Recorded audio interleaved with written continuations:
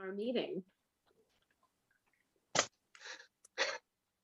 So we'll go ahead and get started. Hope y'all are doing all right with our usual opening and roll call. So we can just kind of go around. To make it a little easier, I'll state everyone's name, and then if you can state your name and position as a council member. So Megan Regan, Chair. Jacqueline. Jacqueline Ramsey, council member. David. David Harrison, council member. Justin. Justin Wilson, council member. Michael. Michael Banner, council member. All right. Welcome, y'all. So let's go ahead and get started.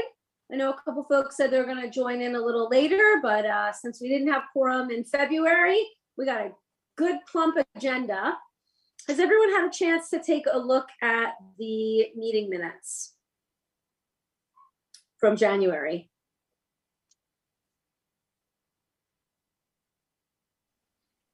No.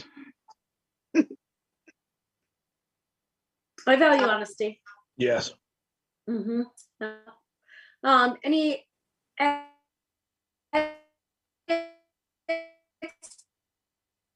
revisions?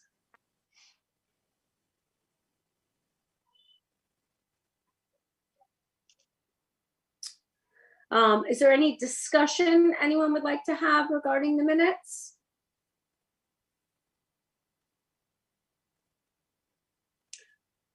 Okay, if there is no discussion, would anyone like to motion to approve the minutes as received? I'll make a motion. All right, Justin has motioned to approve the minutes as received. Is there a second? I'll second. All right, Jacqueline has seconded. And then let's go around and I'll again kind of for the awkwardness, just state your name and you can vote. So Megan Regan, aye. Jacqueline? Aye. Michael? Aye. Justin? Aye.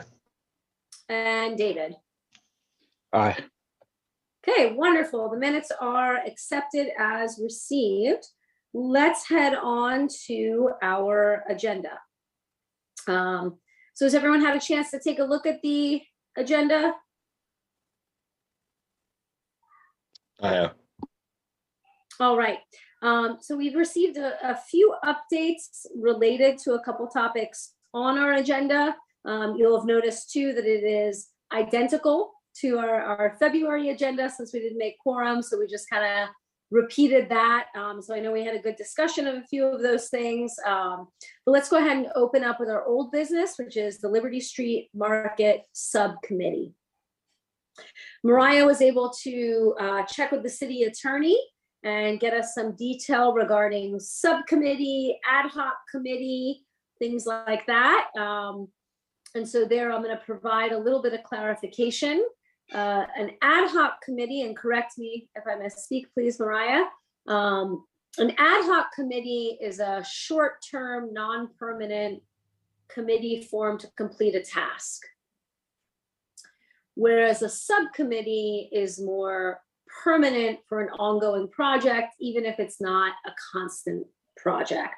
And so when the scope of work is completed, an ad hoc committee dissolves because kind of the task at hand has been finished. So I think there we'll just kind of think about, is the subcommittee versus the ad hoc committee more appropriate? In my opinion, the subcommittee is more appropriate in that the Liberty Street Market is a permanent event and also one of our 10 duties defined by the city. But I'm curious for some other thoughts, and also Brandon, good evening. And if you don't mind, Brandon, stating your name for the record and your position when you get a chance.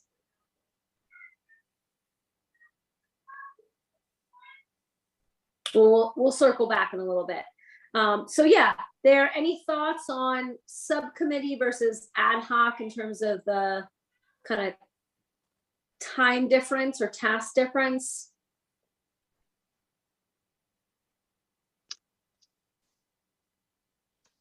I lean more towards subcommittee.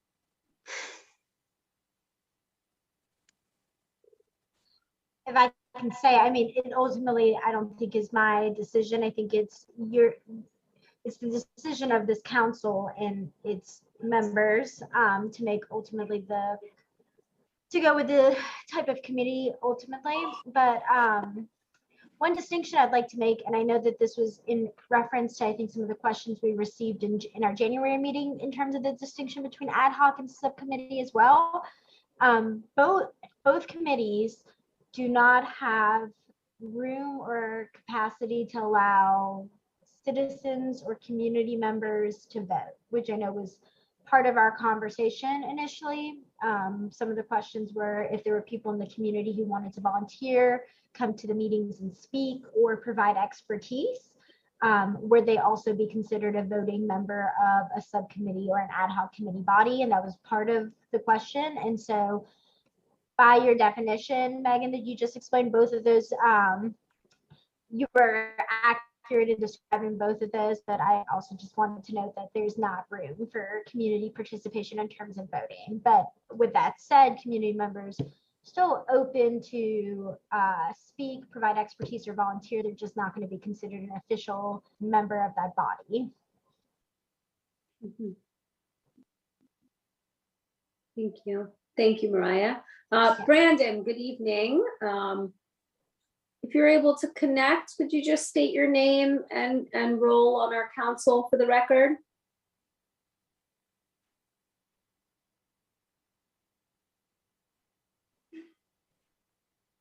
All right, we'll get there. We'll get there. All right, yeah, so Mariah also let me know that regardless of which committee structure we chose, ad hoc or subcommittee, that non-council members could certainly provide service, expertise, volunteerism, et cetera, but in terms of like an official voting capacity or things like that, that neither of those would have that option.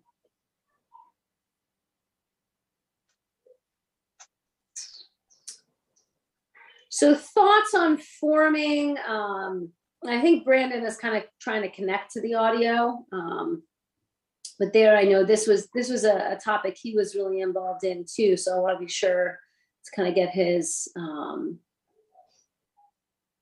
active participation when we might put this up for vote or consideration. But any thoughts there on Liberty Street, a subcommittee versus an ad hoc committee versus not exploring having a subcommittee or ad hoc committee? I have a question. Mm-hmm. Each year I've been on the council, the city decides whether we're going to continue running that market or looking for a nonprofit to run it. And so far they've chosen for us to run it, but is there still that option that they're going to give it to a nonprofit to run instead of the council? So yeah, I think there to provide a little clarification, the space was dormant.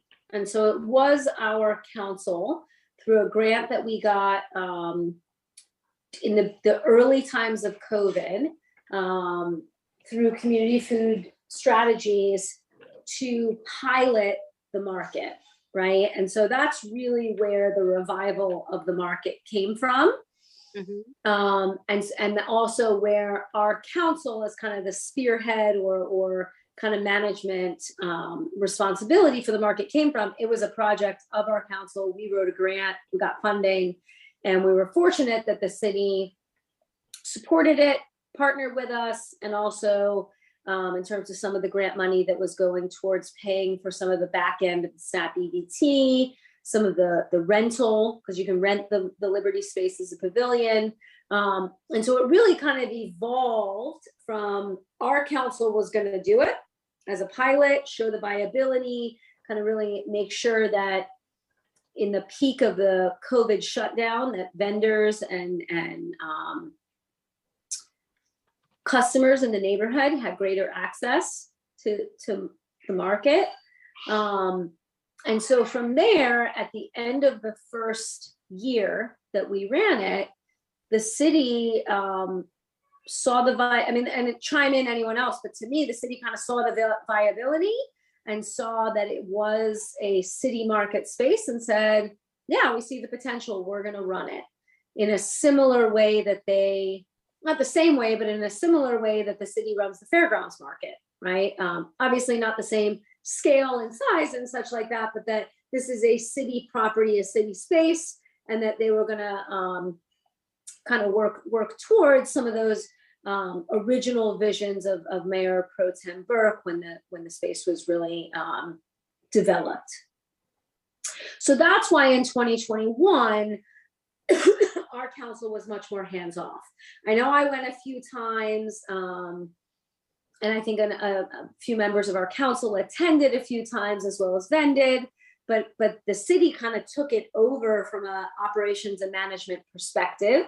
And that's where we're at today. And so in the 2022 season, I think with Mariah in the new food resilience position, I think Tiffany, because she and I in 2020 really kind of from the management and boots on the ground perspective, we're there almost every single market, that when Tiffany kind of transitioned out of her position with us, there was maybe some sense of exploring our council having a more formal, permanent role with the market. And that's where this whole idea of the subcommittee came from, I believe. This was Mariah kind of checking in and saying, would the council be interested or willing to kind of commit a regular schedule of council members being part of the market? And from there, we kind of just got some ideas of forming a subcommittee and making it a more formal, permanent relationship between the council and the market. Somebody kind of correct or edit or add in anything there. I mean, I would agree with you, Megan. I think that that was a great summary of where we are today. I would say the market is managed by the city and through my role. So we are not exploring, Jacqueline, to answer your question, looking for a nonprofit or another entity to manage it in this season. It is a city market. I mean, I'm not going to speak to what comes down the line as we look to grow it.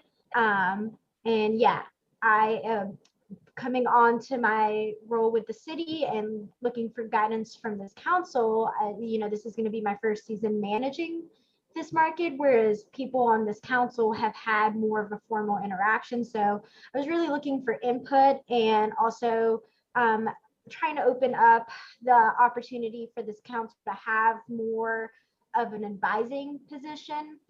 I know that I've heard members of this council speak to the desire to look into data and how we can grow and make this a more viable space for our urban growers. And so that was really my interest in opening it up to also discuss a subcommittee to see if the members really wanted to commit that time, have the ability to be like boots on the ground, see the market in person, and help with some of the evaluation of what's going well, what's going not so well, and how can we grow it together. But the management and the day-to-day operations of it still remains with the city.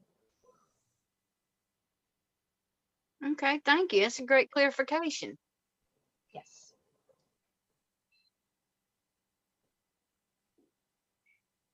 Any other thoughts, Justin, Michael, Brandon, David?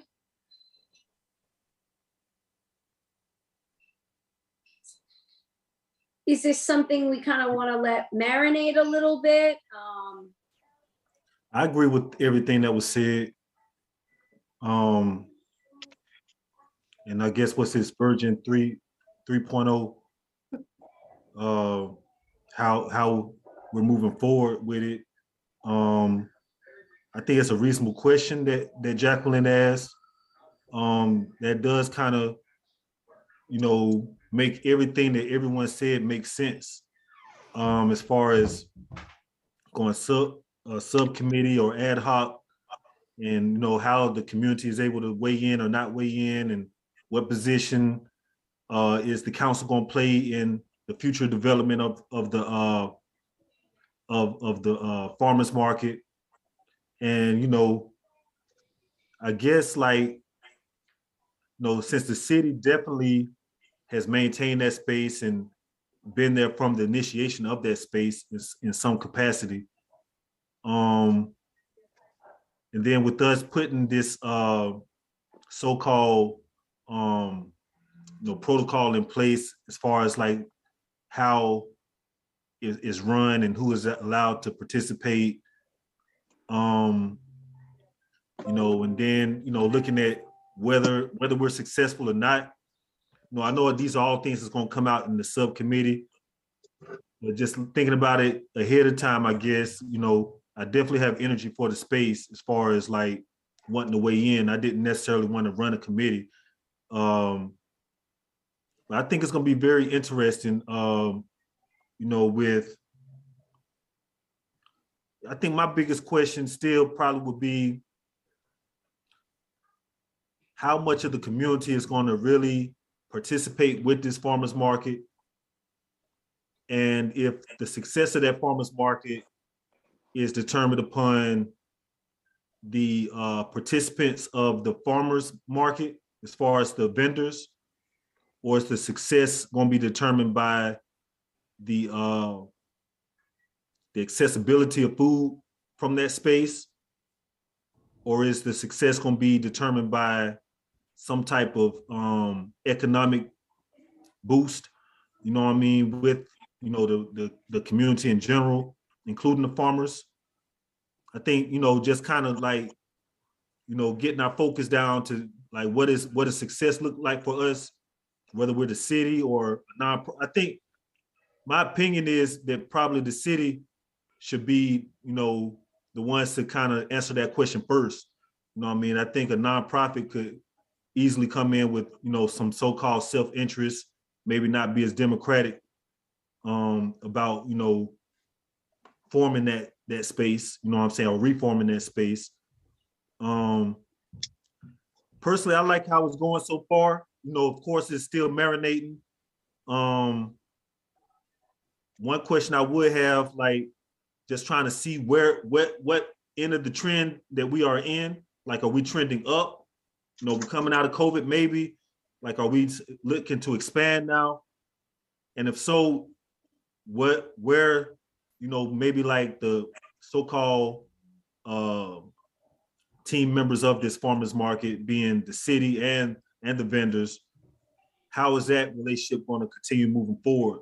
Is there going to be some type of loyalty to the farmers there, or is it things that the city could do to help those farmers be successful? It's a lot of questions, And Mariah, she's coming on and she's representative of the city. And, I always encourage her to feel at home. You don't have to, I know you got ethics you got to go by, but I feel like we know who you are, you can weigh in just like everybody else weighs in, And yeah, I'd be interested in like how us as a council kind of deal with liberty, how committed we really are, and how, all these things we asked about, like how what does success look like for us? I guess that's what I can say in a nutshell. So pardon me for talking so long, but thank you for asking. No, thank you, Michael. I want to just kind of ask Tambila, good evening. If you could state your name for the record, just for attendance, and Brandon, if you're able to chime in and do the same.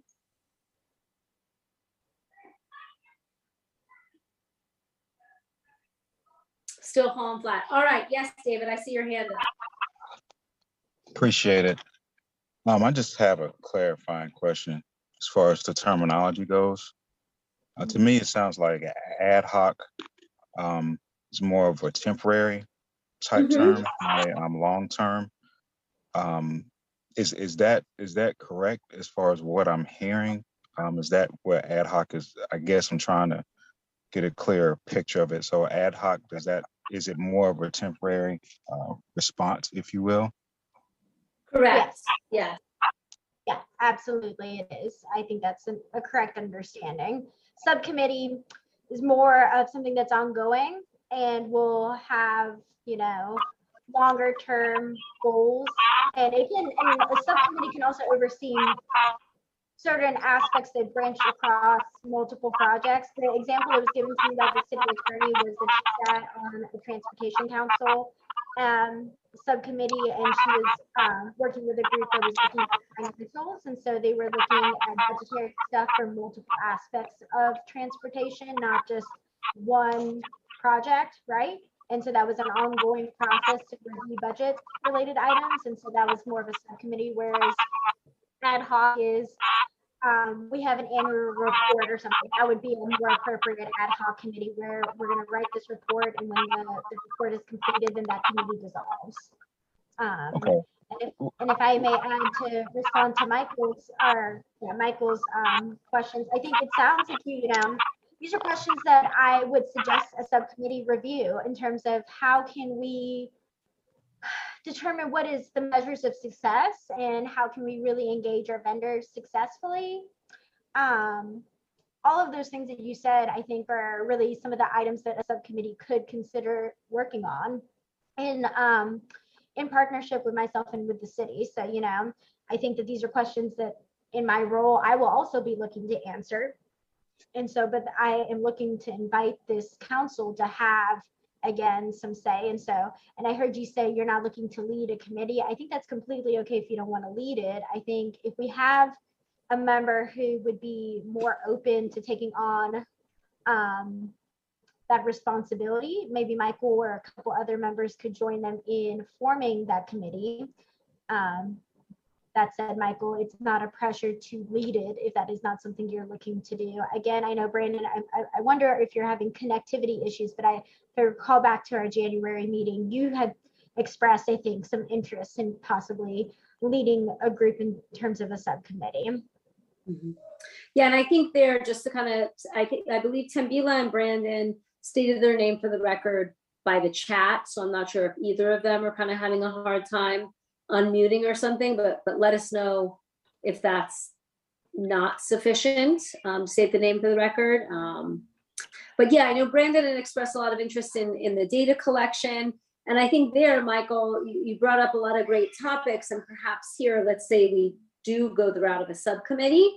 Maybe we take one shareholder at a time, right? We don't have to do it all at once, but from that data collection perspective, perhaps we dive deep into understanding what the consumer experience is like for those who live in a walkable distance, right? If we kind of look at, aspects of food injustice and food deserts, that's one kind of great opportunity of this market is individuals have increased access to healthier, locally produced foods, right? The other side of that is the vendors. And so there, that subcommittee could, whether it's each year or, rotate a couple times a year, take on a different kind of constituent or shareholder with the market to delve deeper in.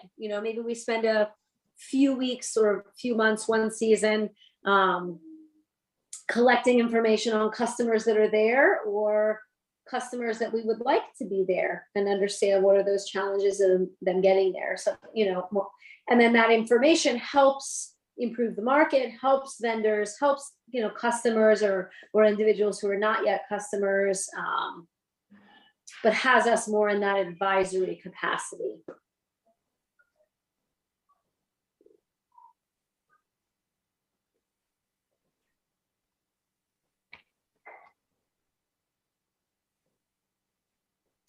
So any thoughts? Do we want to kind of think about this more? Any thoughts about voting on it being? I think as recording we've discussed, in progress. It does make sense. Recording that it's more of a stopped. subcommittee,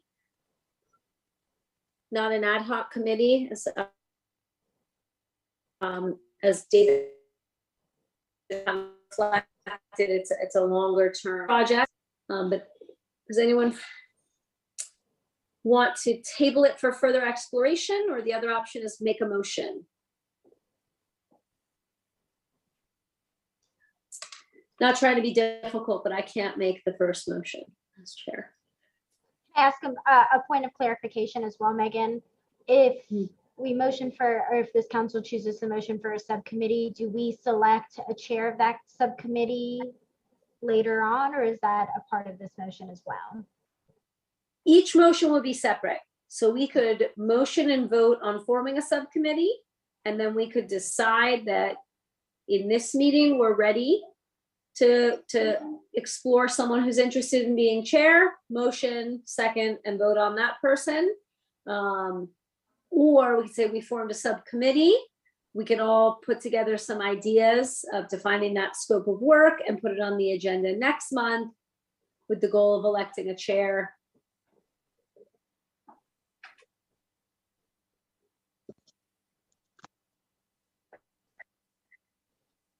I like the latter thing you said, as far as establishing the subcommittee and then like later put everybody.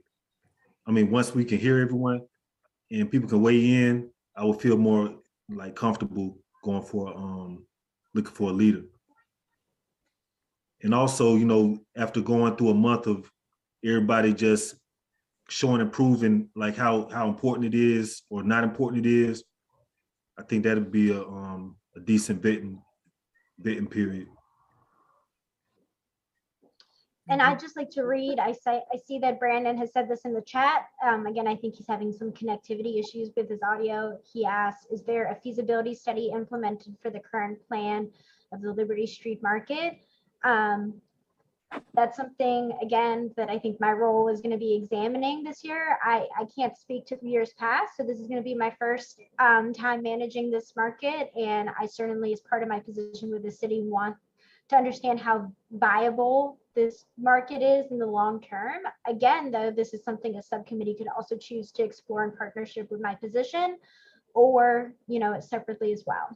So I think it's certainly within the scope of what this group could choose to look at. But to Megan's point as well, you know, I think a subcommittee, if it is formed, will need to ask itself what are its agenda items and what is its priority. So where are you going to start and what items are really on the top of the list to review? And then what are the things that you would like to get to as the year progresses as well?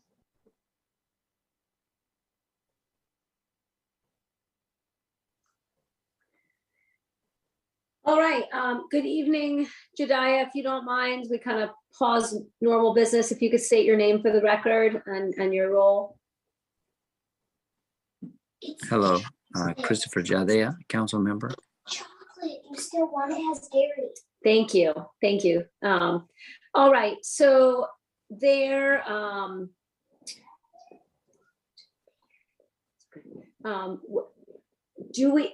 is there any interest? I only know KP as kitchen patrol. I don't know what that means. Brandon, if you could clarify KPI. I'm not sure what a KPI is either.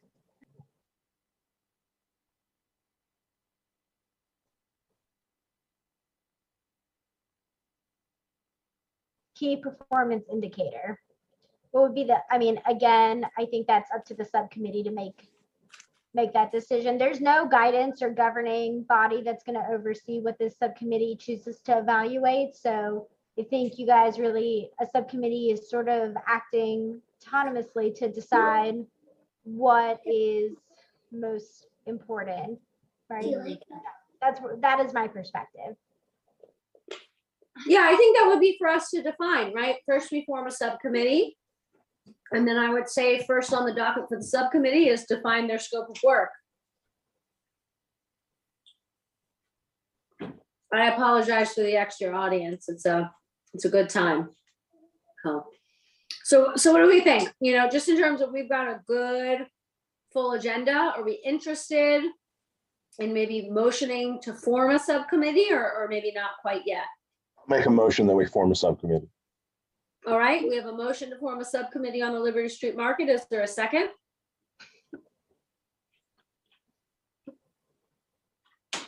I'll second that. All right, Michael and Brandon both second it. Let's go around and vote. And again, just for ease, I'll state your name and then you can vote. Megan Regan, aye. Michael? Aye. Jediah, Aye. Justin, Aye. Brandon,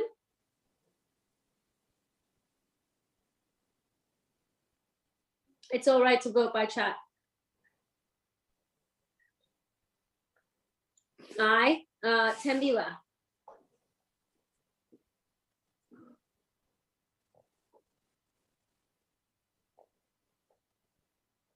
think perhaps she might abstain, but there, the motion passes with 5. We have formed a subcommittee on the Liberty Street Market. My thought is we put on our agenda for April to elect a chair and further to define some of those key performance indicators. Does that sound all right for folks?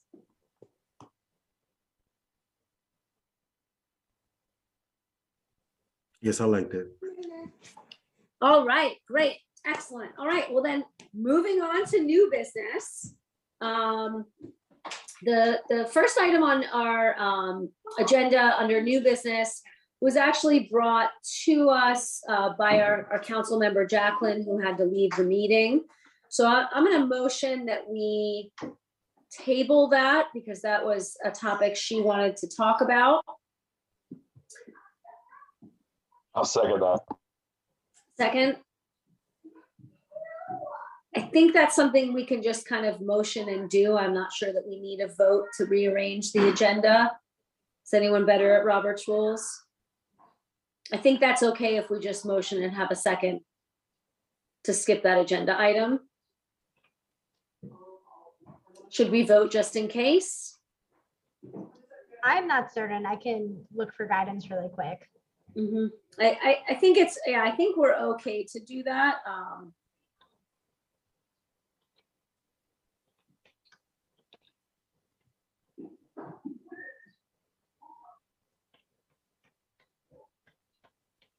I feel like that's something the chair can do is rearrange and or suspend. Okay, yeah, I mean, we can definitely talk about it, Brandon. Basically, Jacqueline had reached out in between our February and March meeting about our committee looking more into food deserts and certain parts of Winston-Salem that we haven't really done much work in or addressed some of the food injustice and food deserts. Just in terms of it's a topic we should be talking about, and as a council, we haven't been. But there, Brandon, if you had anything you wanted to add to it or ideas to kind of round it out.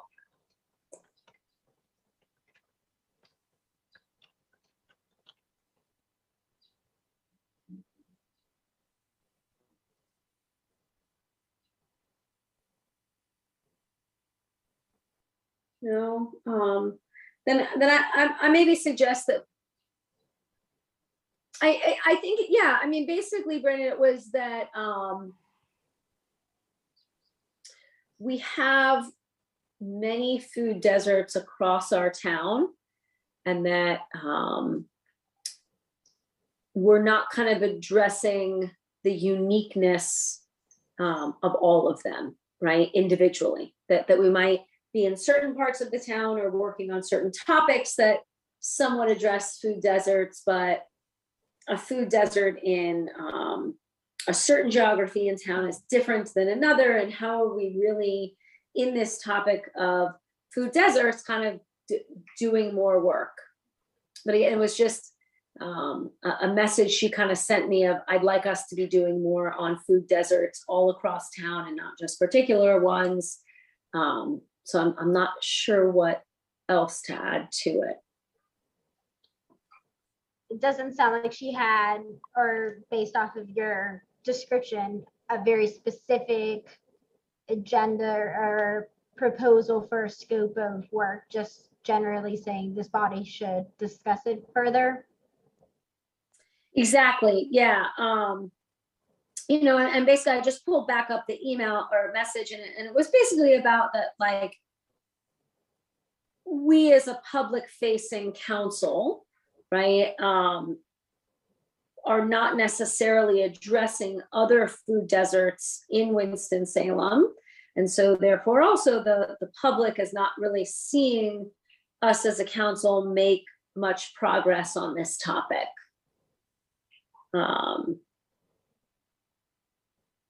You know, that we've kind of focused on a couple particular projects that have been in very specific geographies. And so there's, you know, because Winston-Salem has a number of food deserts, we haven't been able to kind of, as a council, do work in a number of other areas in town that are food deserts. How are we addressing that? How are we kind of connecting with those areas, as opposed to our focus has been more on just a few.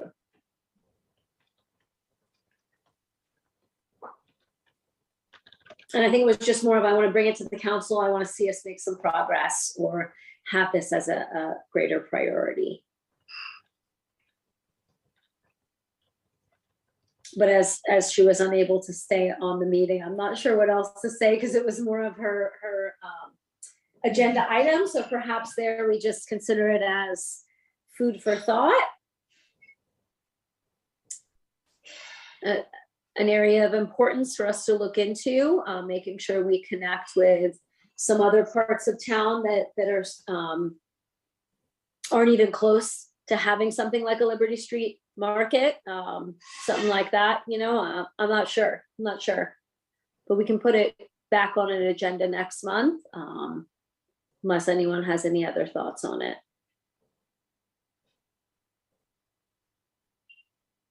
I think for the sake of time, I would suggest that we keep this to be an item for future conversations when Jacqueline is able to elaborate further what she had in mind in terms of evaluating that scope.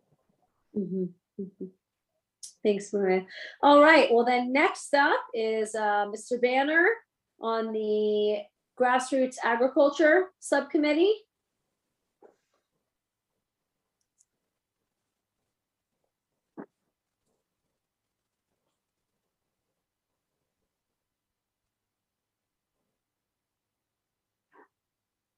I think that's a good point, Michael, and we'll bring that up. And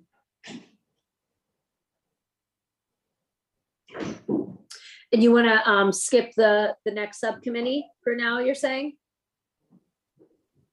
Now, pardon me, I was saying you really just spoke to it when you was bringing up the next topic. It's kind of okay. Yeah.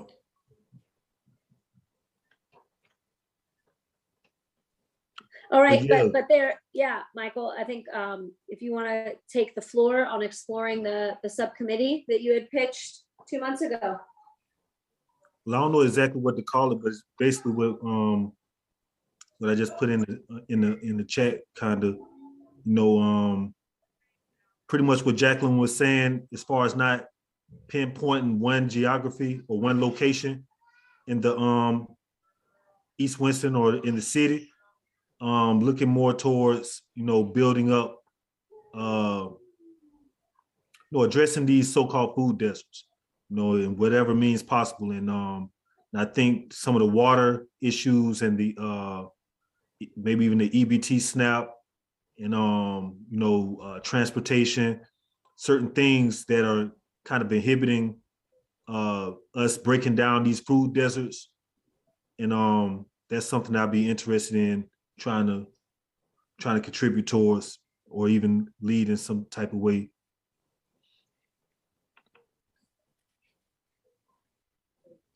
Can I ask, Michael, what kind of, if you're prepared to speak on this, what kind of scope do you think the subcommittee would be reviewing, or what are some of the goals you would like to see the subcommittee address if it were to be formed? I think, like, if we could, like, start off making some type of data-based ask of the city to refurbish us in means of, like, some land and water. And, you know, whether it's the city or the county, I don't know exactly how they go about doing that, maybe the county.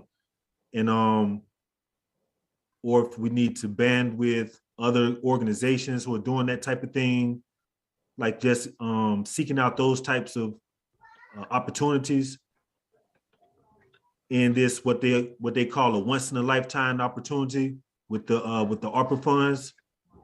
I think our council being more research based or knowledgeable about these things, I think we should apply ourselves towards that to do something substantial for the community and rebuilding the infrastructure.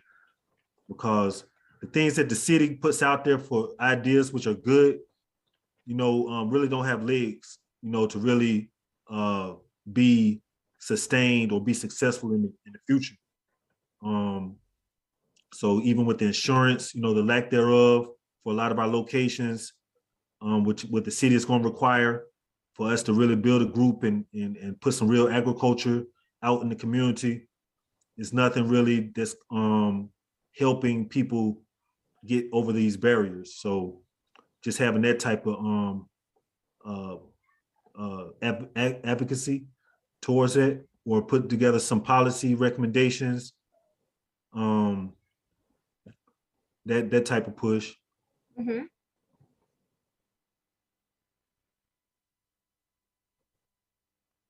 Yeah, and so I guess there, if we think of a more kind of broader perspective of this, and anyone correct me if I'm wrong, I think we've got 21 food deserts in town. I think we have 21 food deserts, mostly on the east side of town and disproportionately affecting communities of color. So I want to say it's something like almost 50% of Black residents in Winston-Salem lack access to adequate levels of healthy food. This is kind of data from like a 2020 report, Redlining and Racism, right? Put out through Wake Forest. I think Marcus Hill was part of that, interviewed at least in some of the articles, but I guess there, we could look at more of that big picture as a town, right? How do we kind of address over 20 food deserts? I don't know. For me, somehow I always kind of think about how do we take it one pebble at a time when the problem seems so big. I'm not sure if we have a map. I've seen some maps around 2014, Brandon. I don't know if there's a current one, but I can send you all this link of the report I'm talking about. Mariah, do you know if there's a more accurate map, a more up-to-date map than the 2014 one? I have pulled up a map. I will email it to our participants. But it is, I think, a map provided by the USDA that has some more updated information. And I think it actually shows that our food deserts are trending more north than east within the city. And that's interesting too, but I'll talk about that later. Mm-hmm. Additionally, Michael, I don't know how it weighs on this proposal for your subcommittee, but I did want to share. It was sort of, I think, a conversation from our February meeting, which I understand we didn't have quorum for, but I had made the suggestion that we reach out to permitting to ask about how often the urban agriculture permit is in use. And that was something I was actually able to do.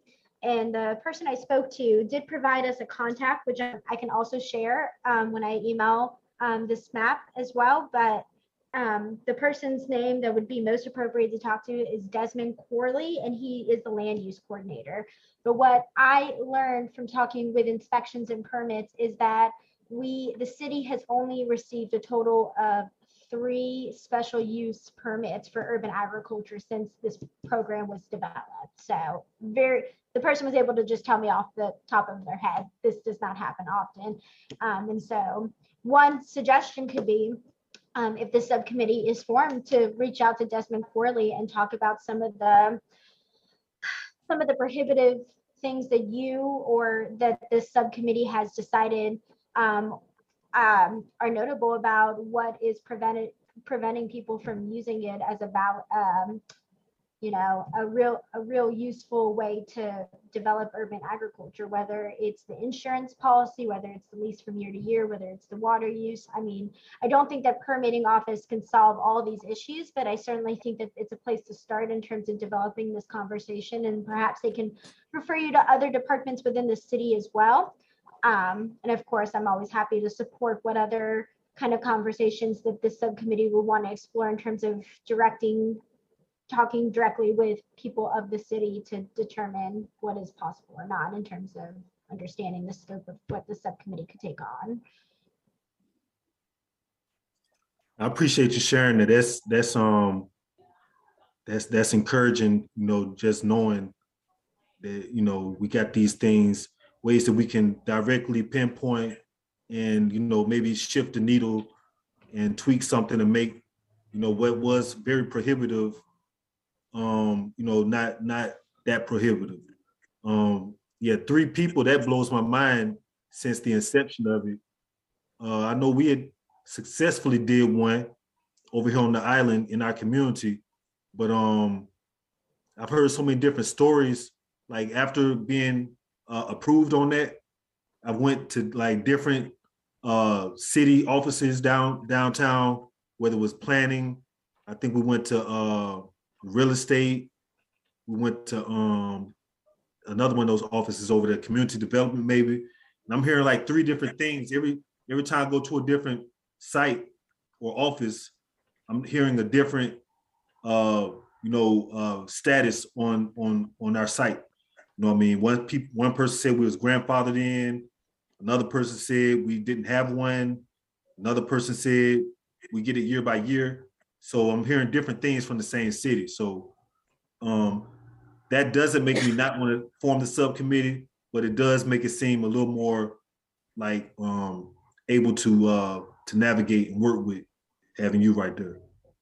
I think that you would not find many people in the city who would shy away from saying that oftentimes many departments can remain siloed, which doesn't surprise me that you might have heard different responses from different groups because they're working in their own areas. But again, I'm happy to try and support that conversation and be a bridge in whatever capacity I can. And I think, again, if a subcommittee is formed, they might have the capacity to move this conversation forward and connect more of these entities within the city and outside the city to challenge them to consider more of these questions. So. Right. Okay. Appreciate that, Mariah.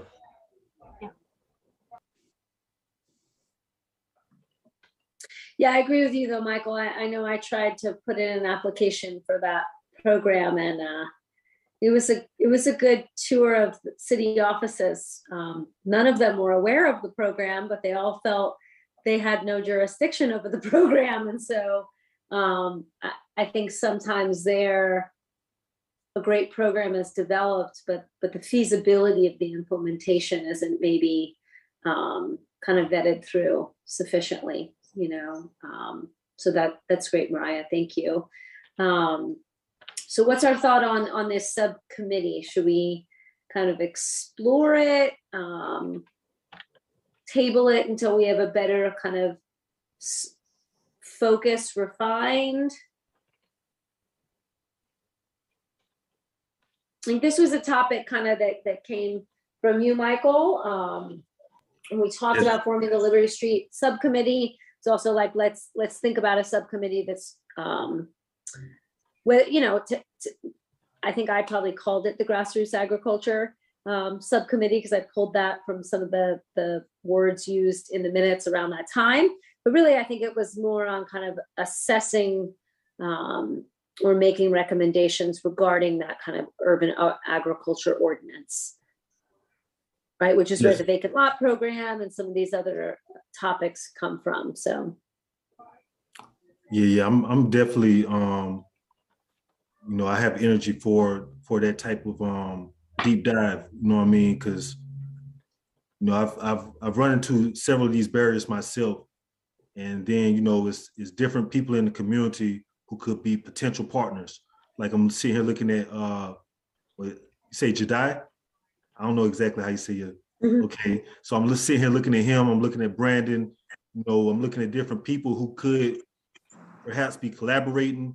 And I wish I had this term beside me, but I've seen where cities have adopted very more lenient types of planning in their communities to be able to do what it needs to do, whatever is intuitive to them.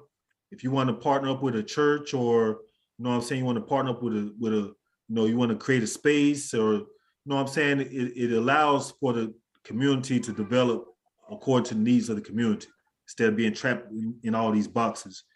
And I'd be interested in trying to talk to the city about something like that. You know what I mean? Because we've tried several different things that would help urban farming in the city or grassroots agriculture in the city. Mhm. But those one individual things, they've kind of like swatted down or made an excuse or found some way not to do it. But if we form some type of, you know, cohesion around our issues, I think we stand a better chance of even like getting some of this ARPA funding to, you know, make some wins for the community. Because that's what I get frustrated with. I feel like the community don't get wins. Like people underestimate what that does for the morale of the community just to see them get a win sometime.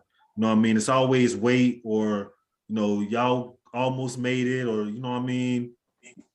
Give the community a win. That's what the money was passed down for. It was a once in a lifetime opportunity. Don't use it to just breed up some of these foundations to choose who they want to look out for. Do it in a way that the city can stand behind it and eliminate some of these 21 food deserts. You know what I mean? So that's my energy for it. Like I like to get to it. You know what I mean?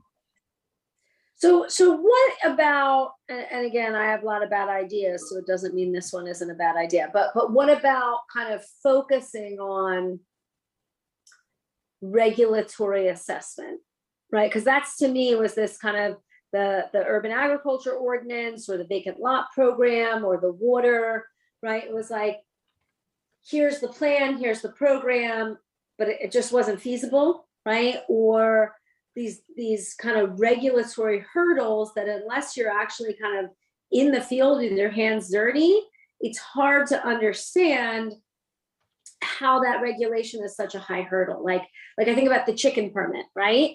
I mean, that was such great intentions, right? Put protein on the plate, people can have a few birds in the backyard, but if you've never had birds in your backyard, you had no idea how big that chicken coop was. I mean, it was like a granny flat, right? Like, so no one was ever going to be able to kind of make the budget better with a few chickens in the backyard laying eggs with $100 permit and a garage style chicken coop.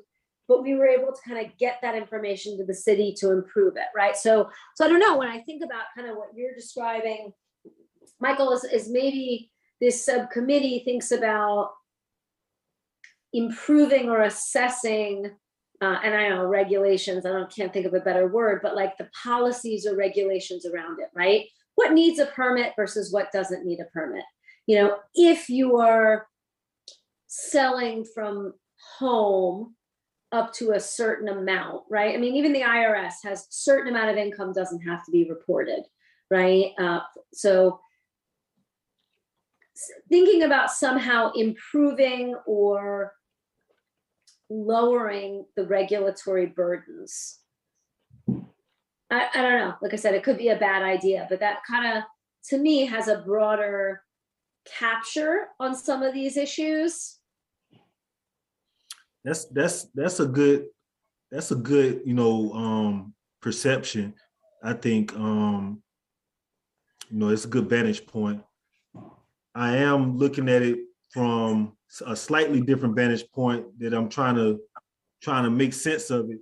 Now, what you're saying about the regulatory, that is very, very, very true. As far as, you know, all the you know, things that inhibit the growth. Only thing I'm scared of with that is the tone of it to reflect authority with the community. Because a lot of times the community feel like we got to go down there and kind of like, you know, dissect their regulations and try to, you know, unwind this web of deception almost, you know what I'm saying? Instead of being able to be confident in our space, more confident in our space. Of course, the regulations want to make you feel bad, but at the same time, you can go through our neighborhood, you can see how many Latinos actually have chicken coops. They're not paying any attention to the regulations. It's a few other urban farms in the community, prolific ones, you know, or community gardens that weren't included in those three urban farms, but they are growing spaces. And it's things that the city has, you know, cast a blind eye at and ignored, you know what I mean, and allowed to persist. But I think that goes kind of with the conversation with, you know, these intuitive communities. And I wish I had the term, you know, where, you know, they kind of like imagining the community for ourselves and then presenting that to the city without a lot of static, you know, being able to be in that space and see what how the city responds to it. You know what I mean? So we are saying a lot of the same thing, but I would just be careful of going to the city, myself being struck down several times, not wanting to go into that frustrating space of continuously being told no because something over here, over there. You know what I'm saying? Right. No, I mean, I agree. And that's kind of what I was saying, like if we could kind of have this subcommittee be like lowering the hurdles presented by government regulations, right? And so I think about, like, I can name most neighborhoods in town that I have friends that have chickens, and none of them have permits, you know, because, you know, I don't think it's a disrespect for the rule. I think it's that perhaps it's an unnecessary hurdle for a few yard birds. I'm not sure, you know, but it's not just your neighborhood. I can, you know, point to most neighborhoods that some individuals don't have a permit and they have a few yard birds, you know. But I think they're like, how do we get that information to this? Like, for example, you know, I think that the water aspect is a good example, right? The city put together a program that had good intentions, but bad implementation, because there's a state law that said the city program wasn't legal, right? And that sucked. It was a total bummer, right? Was it intentional on the city? No. Did it cause a lot of disappointment and disenfranchisement? Yes. You know, and I don't know how to clean that up. I don't know how to fix that. You know what I'm saying? But like, again, to me, these kind of layers of challenge when you make policies or programs, if you don't know if it's feasible or not, you've just led to disappointment or further disenfranchisement. And I think the same thing about the vacant lot. You know, I kept hearing about this vacant lot program, and me being kind of the bulldog personality I am, I'm like, well, I'm going to try to get a lot. I'm going to try, right? And I spent weeks filling out all different kinds of applications, buying some sort of engineer's ruler to draw out the, you know, I mean, and in the end, it was like, actually, this program is suspended. No one can get it. And it wasn't free because you had to have insurance. A vacant lot for free is not free if it's $1,000 of insurance a year, you know? But did the city have a good understanding of that? I don't think so. You know, I think it was a good intention of, we have these vacant lots, we have food insecurity, we have individuals that don't have access to the land needed for cultivation. Let's try to bring these things together, you know, and so I don't know, you know, I feel like helping the city kind of lower some of those barriers. Do you have to have a permit for all this stuff? Do you have to, right? Because trekking down to City Hall and filling out the permit and getting it notarized and all that kind of stuff either says folks are just not going to have the permit and do it anyway, which I don't think the city prefers, right? Or they're just not going to do it overall, which again, either of, so I don't know. I feel like the regulations or the permits remain an area to improve, both for the city and for farmers.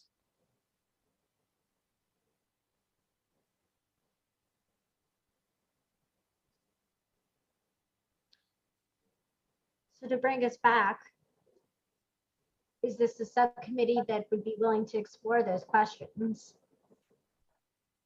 And if so, is this something that our council would like to vote on?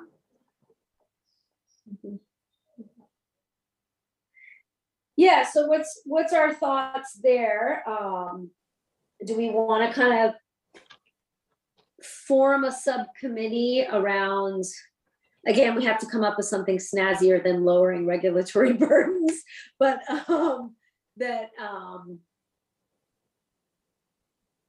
a subcommittee on kind of improving grassroots agriculture access, something like that, and we can look through some of these various ordinances or required permits and actually kind of vet them and get that information to the city.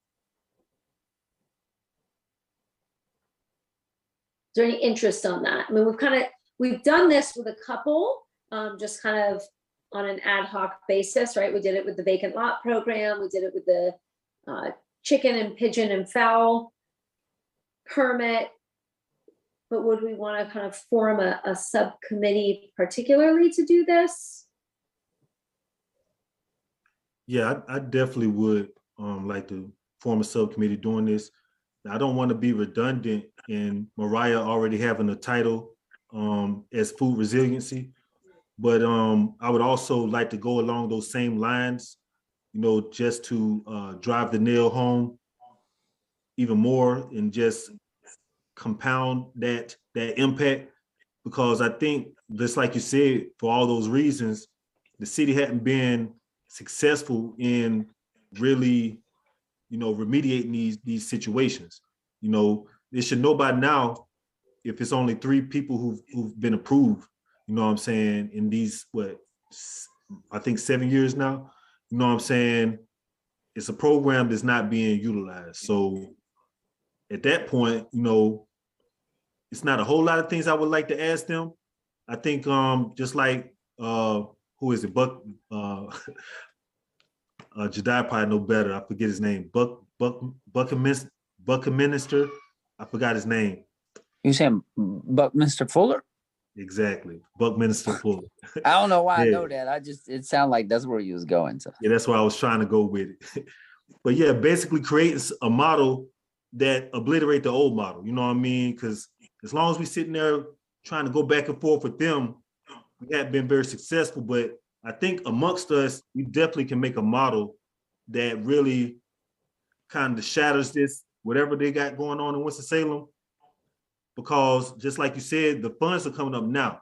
So it's one thing about the regulations, but it's another thing about making the ask out of that money, instead of them just going and spending the money where they want to spend it when there's an obvious need in Winston-Salem. And no disrespect to the food pantries, but a lot of this, consistently passing out the food is not solving the problem. So I think we have the energy in our community to take this and move it forward, but it's going to take some type of organized interest from the city, which I would like to be us, and just build the food resilience. Look around the community and see how what's trending with the chickens and with the gardens and with the unofficial collaborations. That are that are successful in their own rights. But if the city did right by the community and put something there for them to thrive, or us to thrive, we could solve a lot of our problems. Then some of these foundations can get out the way at that point. We've held them up for a long time. You know, I don't need to mention the names, but at some point, the people who are on the bottom, including the children, you know, we need to start building some resiliency about ourselves. So I So think a are you lot of it thinking does deal there with the kind of regulations. like seeing about getting the art funding to individuals, not organizations? Is that kind of like, I'm trying to think of kind of what's one kind of focused Now, I'm not gonna mission say I that got the answers tonight. I could give you something, but I'm not gonna say it's gonna be the answer. You know what I'm saying? I think these are things that we need to really intentionally think about. You know what I mean? Because the city trends in the same way. You can look at the past funds. What councils for the city are going to stand up on behalf of the citizens who are affected by these decisions? The money just keeps running through the city. You know what I mean? As a food council, I feel like since hunger is like the #1 problem we have here, probably contributes to the violence. You know what I mean? If hunger is like one of the #1 problems, us as a food council need to get for real about trying to address some of it in a way that's not been shown already. So I don't know exactly what that looks like with everything, what everybody's gonna bring, but I think amongst us, I think we could bring something that can shatter whatever they got going on in Winston-Salem and do right by the people. So I don't know what the name of it is. Any thoughts, Brandon, Jediah, Justin? I'm not sure either. I mean, I think it's all really important work, but I'm not sure how to think about refining that as a subcommittee quite yet. Anyone else? I think we just probably should, at least speaking for me, join late and missing the last one. Still getting, I need more information. I need to see how this is gonna like work out, like you said earlier, Megan, about how can we refine this approach for a subcommittee. That's kind of where I'm at. But I think Michael, this is your baby. This is so I trust you, brother. Now one thing about it, there's so many babies out here, like I can't carry all these babies, I promise you. You know what I mean? I got a baby on my hip, basically, you know what I'm saying? But it's so many, it's way bigger than this baby.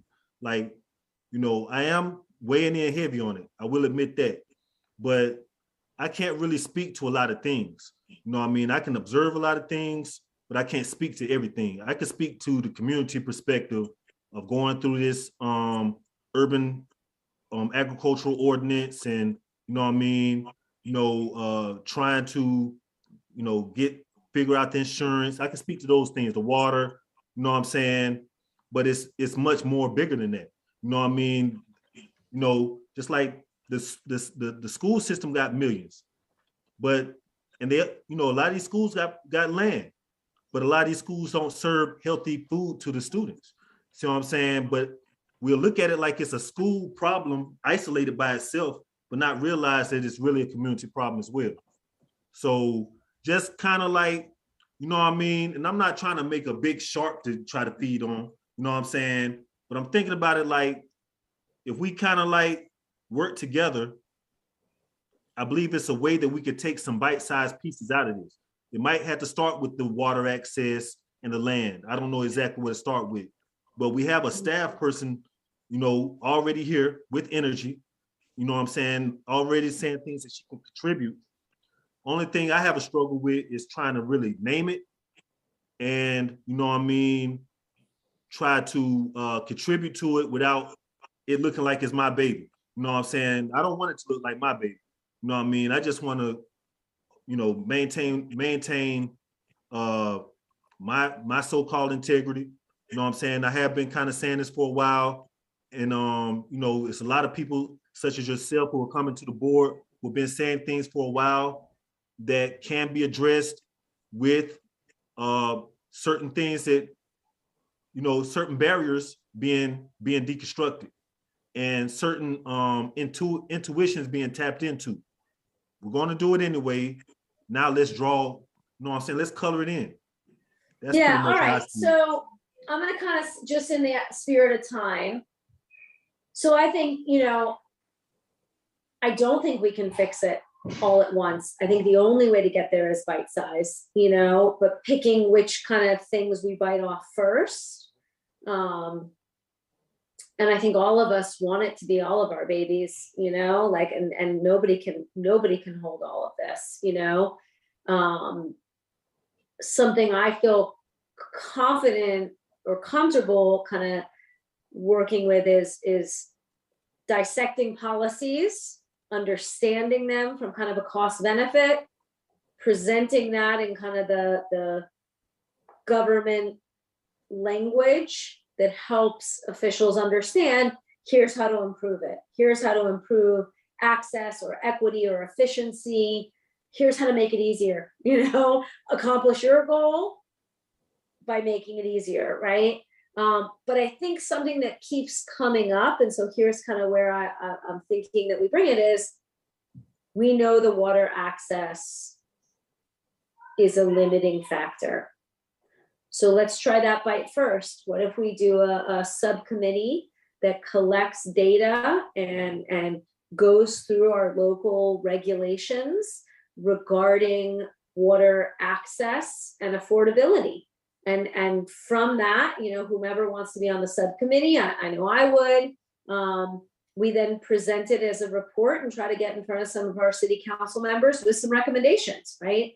Here's why it's not accessible or cost prohibitive. Here's where it limits kind of production and viability of agriculturists. Here's why it limits kind of improving our food desert or health situation, right? Because you can connect it with, let's say, things like violence and opportunity, but we also connect it with life expectancy, right? A lot of really terrible health outcomes are related to food insecurity, and I think we can approach it through a few of those well-being outcomes, right? But maybe we tackle the water first, because that's something we know is limiting farmers' ability to keep producing and or thrive, so maybe we tackle that first. I don't know. What do y'all think? Did y'all, before I joined this, have an issue with the main financial, was the backflow issue, finance around that and regulations around that? So are you looking to dig in? It seemed like I remember Michael speaking a little bit about that, maybe Brandon, at some point, about those really being cost prohibitive and not really putting a break on sort of how people get that access, right? Am I getting that right? Could that be a focus in what you're saying, water access, right? Is that one of the main things? Yeah, subcommittee. Absolutely. You're going to look into that, but has it not already been looked into? I mean, well, what else? Could we get some funding? Could we get some funding? Could we get a bigger picture, right? So basically the backflow regulator is, we had this urban agriculture ordinance. Well, I guess we sort of still have it. And one of the aspects that just wasn't well researched was around water access for farmers. And so what the city offered through this ordinance was actually in violation of a state law. To protect the health of our water system, you needed a backflow regulator, which I think is like $2,000, right? So the city, I think, was unaware of the state regulation. Perhaps it's, unaware of how cost prohibitive that particular device is. But it basically meant what individuals thought was going to be affordable or very low cost water access didn't pan out. Yeah, maybe. There was also, I can't speak to it all since some of this was before my time, but what I have seen is a memo I inherited from Tiffany that was the city conducting an overview of how much it would cost the city to take on costs associated with community gardens requesting water access. And I'm not sure exactly how that study was done, but it was several $1,000s per 1-inch water hookup is what the city evaluated. And ultimately the city in this memo said, they cannot take on the burden of providing this in perpetuity to every garden that may request it down the line. If we offer it to some, we would need to offer it to all, and that was not something they were willing to commit to at the time that this memo was written. And I think that, correct me if I'm wrong, Michael, but that decision in part of the city saying you can't have access to the fire hydrants because that's illegal from the state ordinance and we won't help you put in meters is what is now creating this disparity around water access. And so again, this is something that the subcommittee could choose to seek funding on, could choose to do its own evaluation of what is the actual need, because I'm not sure that has been documented yet either. In order, if you're looking to make an ask or a pitch of the city, because essentially the last official thing was this memo, which is the city saying we can't take on this cost. So I think it's on this committee or this council at this point then to move this conversation forward further then. It could be, if you were talking about the study, consider backflow versus meters, backflow being state regulations, probably EPA coming down through protecting our waters. But you said something about, I don't know anything about this either. Michael just mentioned it in chat. He's never heard of it. Obviously, I've never heard of it. It'd be interesting. Maybe perhaps we could start there, look at that, re-examine some of the language in that, pick it apart, see what sort of things can be dissected and reevaluated possibly from that, because it seems like several issues contained within that one document, if I'm hearing what you just summarized correctly. Right. Yeah, I can follow up with that memo. I do have it. And again, this is from before my time. It was given to me by my predecessor, but I'm happy to provide that as sort of an update on this issue as well. I do want to be mindful of time, and I'll hand this over to Megan to take us forward, but perhaps this conversation should be tabled and we can add this back to our agenda for next month, since we are approaching about 7:30. Yeah, I agree. I agree, but let's think about it. I think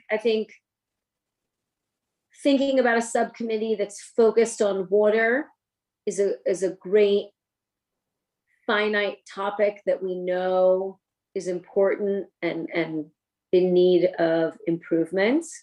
So yeah, in the spirit of time, let's kind of put that as our first new business item.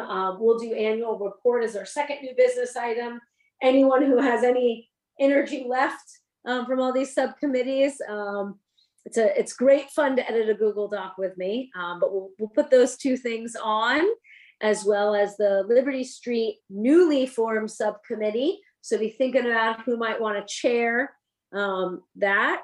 But other than that, I think in the spirit of time, I'd like to just open it up for any announcements or comments before we close. I don't want to subcommittee this committee. Death. Yeah. I can understand the role. All of us have professional lives also. But so yeah, I think anyone can serve on a subcommittee, but it kind of helps some of the work move forward in between monthly meetings. Right. I just know from being in education, everybody delegates something to a committee, and if it's like you only do a little bit of work, you lose focus, right? So I'm just saying, I'm not telling us not to do committees. I'm just bringing my 2 cents in and understanding, like, who wants to be on this committee, who wants to do that committee, what can do this. I hope everyone does. You know what I'm saying? You could be like, right. That's always the goal, the hope for everyone to join a committee. But I'm just glad I'm here. I apologize for not being at the last meeting. It's great to see all your faces. Yeah, it's great to see all y'all's faces too. But I would think about it, Justin and Jediah, particularly new to the council, especially in the challenging times of still meeting virtually or kind of onboarding and getting a sense. A subcommittee could be a way to kind of just focus on one particular topic and dive a little deeper too. So, and who knows, from the subcommittee, maybe we have the subcommittee. I want to be on the meta subcommittee. If everyone wants to be on a subcommittee, it could just be the business of this council. That's right. Yeah. All right, y'all. Well, thank you all for your time. And unless there's any further announcements or comments, I'm going to motion to adjourn. Second.